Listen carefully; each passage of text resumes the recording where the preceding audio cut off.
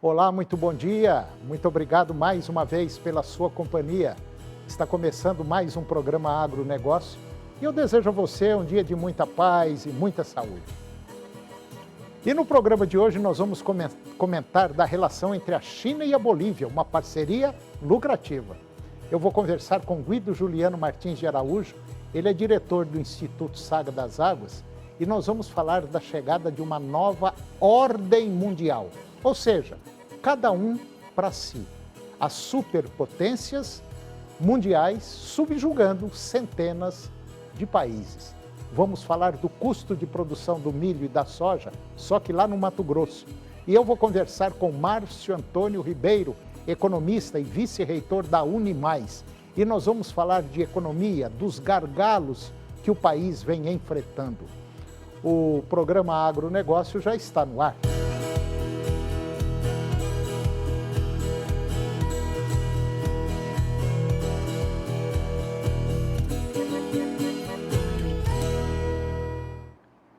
Eu começo o programa de hoje falando da relação entre China e Bolívia, uma parceria lucrativa. A China sempre será amiga e parceira confiável da América Latina. Quem falou essa frase foi o ministro das Relações Exteriores e colega boliviana, conforme Pequim procura melhorar a sua posição de uma região historicamente sob a esfera e influência dos Estados Unidos. A América Latina é o lar do povo latino-americano e não o quintal de nenhum país. Pelo menos foi o que disse o ministro das Relações Exteriores da China, Wang Yi, durante uma reunião nas Nações Unidas, agora na semana passada, de acordo com um comunicado do seu ministério.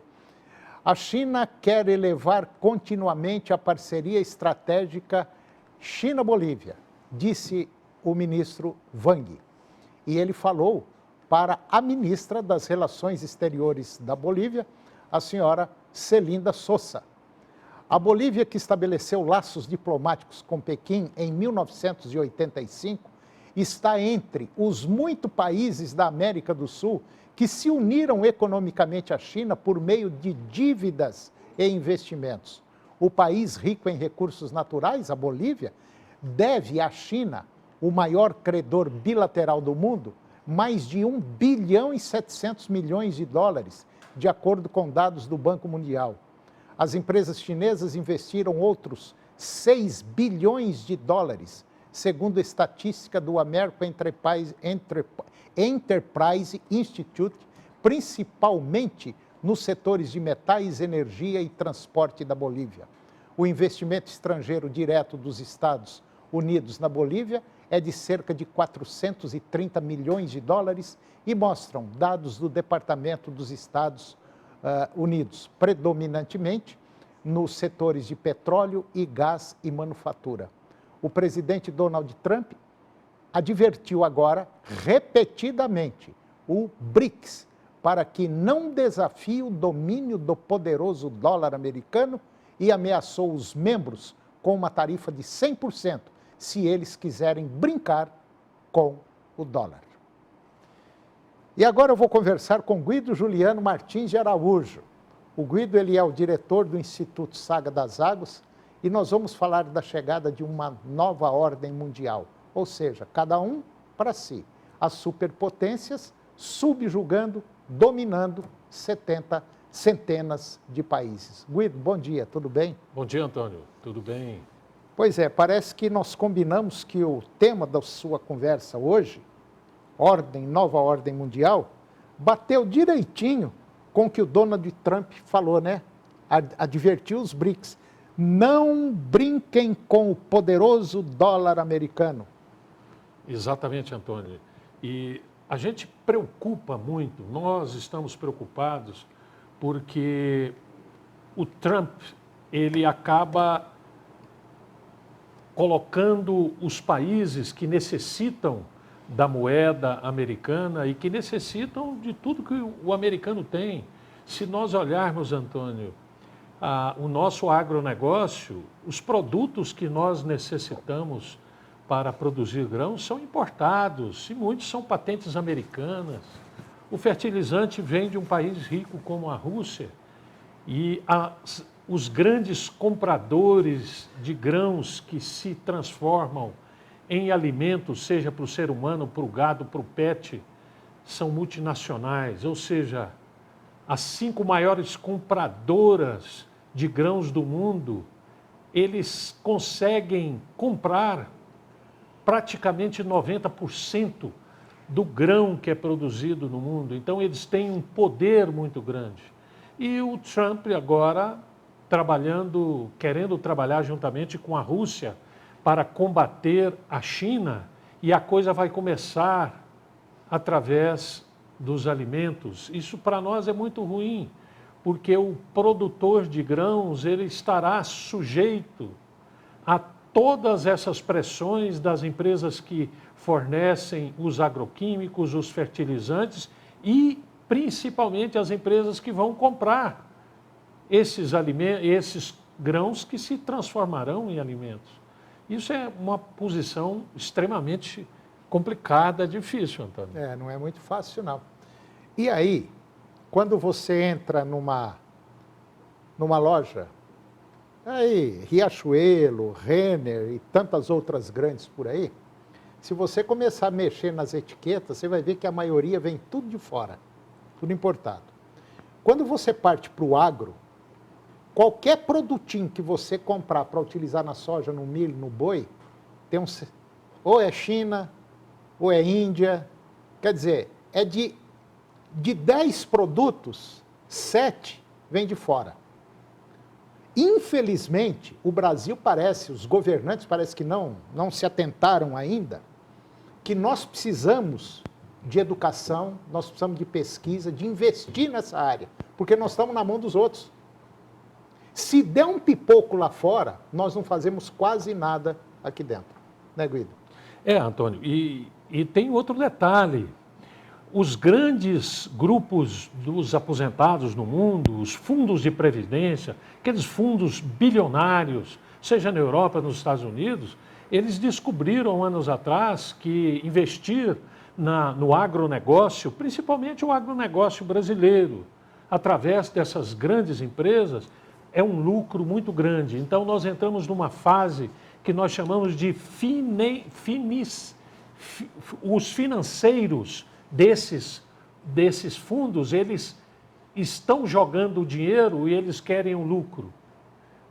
E, ao mesmo tempo, nós assistimos 2 bilhões de seres humanos, 2 bilhões de seres humanos passando fome, e os pets, os animais de estimação, nada contra os animais de estimação, mas os pets americanos, europeus, asiáticos, se alimentando muito bem, em detrimento da fome de seres humanos, nos países que não tem como comprar o alimento, então você terá que dar. Mas esses financeiros, essas empresas que jogam o capital para investir no agronegócio, eles não vão arrumar o dinheiro ou o alimento para suprir esses seres humanos famintos. Então, hoje o alimento, uma parte, são bilhões de dólares para os alimentos dos pets, alimentos sofisticados que se compra muito mais caro do que o alimento do ser humano, né? E tudo isso é para obter o maior lucro possível. E isso preocupa muito a gente. Alimento, o Brasil, o mundo produz para a humanidade inteira. Só que uma parte praticamente 1/3 desses seres humanos, eles ou passam fome ou têm restrições alimentares. Nós estamos vendo aí que parece que as coisas estão mudando muito rapidamente. Eu me preocupo muito com a situação do nosso país, Guido, porque a situação do nosso país parece que está, cada dia que passa, mais estressante, mais preocupante. E queira ou não, nós vivemos num mundo capitalista onde todo mundo quer ganhar, não quer, Guido?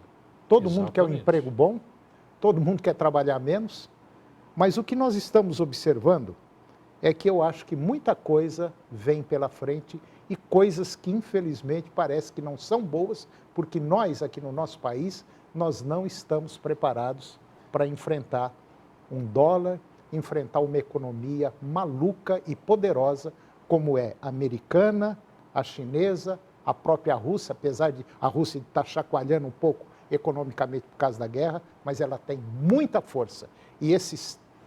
E a Índia também vem vindo aí parecendo um tigre asiático para cima de nós. Então, nós estamos preocupados com politicagem e não com uma política pública voltada para o país. Acho que essa é a realidade. E outra coisa, Antônio, os Estados Unidos é um país em decadência e o presidente Trump sabe disso. Uhum. Então ele vai tentar tirar dinheiro de todos esses países que dependem dos americanos para socorrer a economia americana. O americano necessita do trabalho nosso aqui e também do trabalho dos imigrantes dentro dos Estados Unidos.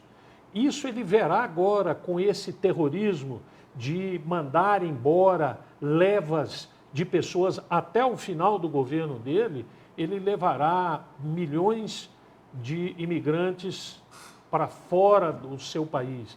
Mas os Estados Unidos necessita da mão de obra imigrante, como necessita do dinheiro do brasileiro, dos países, dessa mais de uma centena de países que você falou, que eles necessitam e nós estamos precisando, exatamente porque o mundo é globalizado, a gente produz para o mundo, mas os americanos vão interferir para tirar uma vantagem muito grande e levando a nossa economia numa dificuldade. E nós já estamos com dificuldades econômicas aqui dentro do Brasil e poderemos passar por uma situação mais difícil, Antônio. O vento que está vindo aí não é fraquinho, não, é meio forte. Infelizmente, Guido. Ô Guido, mais uma vez, muito obrigado pela sua presença, foi um prazer tê-lo aqui e até a próxima. É um prazer, à disposição. Obrigado, Guido. E depois do intervalo eu vou conversar com Márcio Antônio Ribeiro, economista e vice-reitor da Unimais, e nós vamos falar de economia, dos gargalos que o país vem enfrentando. Nós voltamos já, é um minutinho só.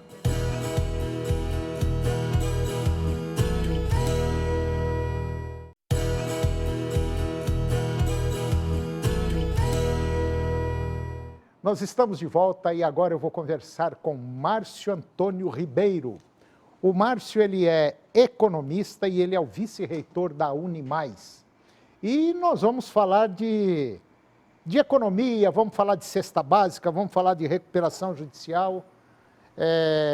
Hoje eu estava comentando com uma pessoa que trabalha no setor de hortifrutis e ele me dizia o seguinte: olha, Antônio, os preços até que não estão muito altos, diferente do ano passado, porém, o custo de vida subiu muito e isso está inviabilizando as pessoas a comprarem. E esse custo de vida, ele reflete muito numa coisa chamada cesta básica. É mais ou menos isso, Márcio Antônio Ribeiro? Sim, Toninho. Bom dia aí, bom dia aos nossos espectadores.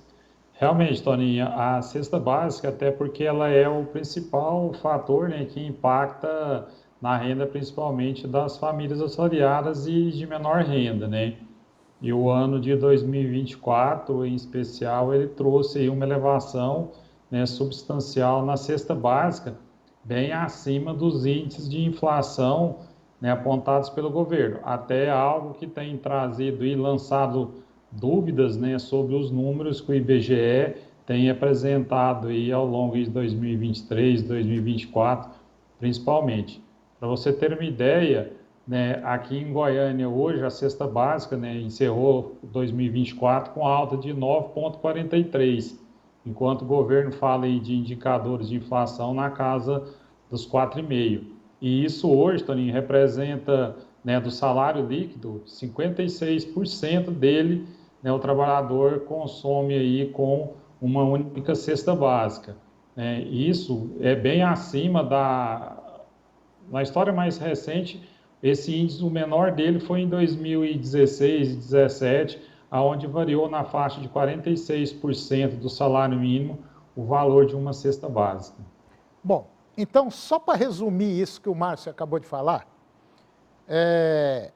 você que recebe um salário mínimo, 1.500 e poucos reais, se não me falha a memória, 56% é o valor da cesta básica.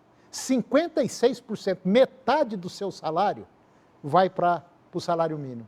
E o restante? O que se faz com o restante, Márcio? Toninho, o restante ele tem ido aí, né, nas despesas do dia a dia. A gente sabe que isso é insuficiente, né? A gente tem tido uma carga tributária muito alta no país. E aí vale fazer um apontamento, Toninho. Goiânia ainda não foi, né, o pior dos cenários, né? Das cidades que são avaliadas pelo DIEESE, a que teve a maior alta, né, nos últimos anos, aliás, ao longo de 2024, foi João Pessoa, onde subiu 11,91%, né, durante o ano de 2024. Então, é um valor, né, que vem pesando muito no orçamento das famílias brasileiras, né, e principalmente pela elevação dos tributos. Né. Isso é natural, que as empresas façam o repasse, né, quando possível, dos tributos que são, né, elevados para o custo dos produtos que são vendidos, e dentre eles aí a cesta básica. Agora, é difícil quando alguém do governo vem à televisão e fala assim, não, que o custo de vida baixou. Abaixou para quem? Eu desconheço, porque os números, esses números que estão aqui, não são números meus, não são números do Márcio, é número do próprio governo. Então, vamos pegar Goiânia, como foi citado Goiânia, onde 56% do valor de uma cesta básica, 56% você consome do seu salário, salário mínimo, é muito dinheiro. Aonde que o poder de compra subiu aqui para o brasileiro? Nunca subiu. Aí você parte para a recuperação judicial. Nunca na história do país se teve tanta recuperação judicial como agora, 2023, 2024, né, Márcio? Sim, Toninho, é um recorde, né, da série histórica iniciada em 2005, né, então a gente já está em 2025, estamos falando de 20 anos. Né? Mesmo durante o período da pandemia, só para você ter uma ideia, Toninho, ali 2020, 2021, ali no auge da pandemia, as recuperações judiciais variaram entre 700 empresas por ano que pediam recuperação, 800, um pouco mais, e agora, em 2024, esse número foi para 2.273, né? Ou seja, explodiu de uma forma considerável. O que isso quer dizer, né? Para quem às vezes não conhece o termo recuperação judicial? São empresas que não estão conseguindo, né, arcar com seus compromissos e buscam, por meio judicial, tentar sobreviver, né? Buscar um acordo para conseguir continuar honrando as suas dívidas, né, continuar pagando seus salários, mantendo os empregos, e aí cabe mais observação. Normalmente, empresas que pedem recuperação judicial são empresas grandes, né? Fora disso aqui estão milhares de empresas pelo país que estão aí falindo todos os dias.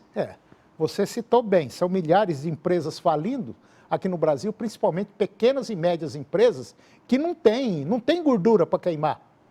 Agora, alguém está mentindo, falando, você me desculpe, mas falando bobagem, tapeando a população, porque a realidade não é essa. A realidade é muito diferente do que a gente ouve aí e lê em alguns jornais, inclusive em televisão. A situação está realmente crítica, a economia está indo mal, custo de produção aumentando. Quem mexe com o agro sabe disso. Muita gente criticando o agro porque não conhece a realidade. O que nós estamos vivendo hoje é uma situação assustadora, assustadora mesmo. E eu acho que para consertar isso aqui, vai ter que passar a régua, começar do zero e ter uma nova postura. Nós temos que ter assim, uma política voltada para isso, mas uma coisa séria, sem bandalheira, como nós estamos vivendo hoje, né, Márcio? Sim, Toninho, a situação ela está complexa e o pior é o seguinte, que a gente sempre coloca, né?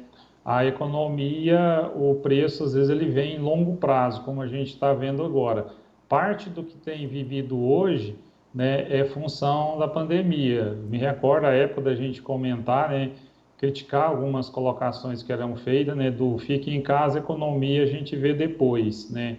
Mas esse ver depois agora pode ser um preço muito alto que está pagando e pode ser um preço ainda maior a ser pago aí ao longo dos próximos anos.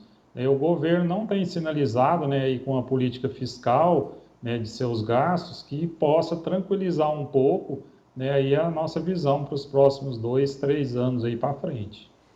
Não adianta nada nós produzirmos o que o país produz, falar da potência que é esse país, porque o caminhão está sendo descarregado, vamos dizer assim, com uma pá carregadeira muito grande. Não é com uma pazinha pequena. Quer dizer, tudo aquilo que está sendo arrecadado aqui parece que está desaparecendo no meio do caminho, né, Márcio? E olha que não é pouco imposto que nós estamos pagando. Já passou de 1 trilhão o que nós já pagamos de impostos agora, nesses últimos dias agora, nesses últimos meses. Sim, Toninho, a carga tributária é elevada, né? A gente sabe disso, e ela tem gerado esses impactos, né? Então, se uma correção não for feita, a tendência é que isso continue piorando, né? Esses números da recuperação judicial, esses números da elevação da cesta básica, da forma que tem ocorrido, vamos só voltar na cesta básica um ponto, Toninho, para você ter uma ideia, quando, né, a série histórica dela foi iniciada em 1959, uma cesta básica custava em torno de 25%, né, da renda disponível ali de um trabalhador assalariado. Ou seja, ela já praticamente triplicou ao longo desses anos e não há um cenário de que isso possa, né, reverter num espaço de tempo curto. Então, o governo precisa assumir isso aí, né? Tem se verificado números até de questão de desemprego, né? A conta não bate quando se fala em pouco mais de 6% de desempregado, enquanto você tem mais de 20 milhões de famílias vivendo do Bolsa Família. Então, a conta não tem fechado aí. E a conta não fecha, e o que nós estamos vendo é que realmente o estouro da meta já foi embora. Já estouraram o que tinha que estourar também, né, Márcio?